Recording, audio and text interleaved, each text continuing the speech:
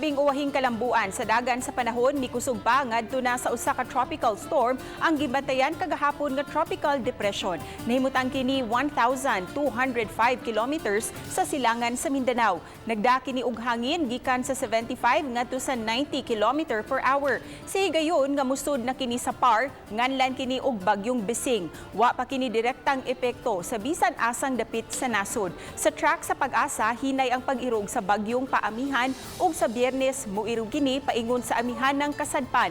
Gibana-banang musud kini sa par sa Biyernes sa gabii o kaha Sabado sa kadlawon. Sa bana-bana sa pag-asa taas ang posibilidad nga muliko ang dagan niini paamihan ngadto sa amihan ng silangan sa higayon nga musud na ang Bagyong Bising sa par. Samtang ang easterlies o ang hangin nga gikan sa silangan mao hinungdan sa mapanganuron ngadto sa madag-umon nga kalangitan. Panagsa nga pag-uwan-uwan, pagpanugdog ug kilat. Ug alang sa dugang detalye, bisitaha lang ang website ug ang social media page sa Pag-asa Visayas.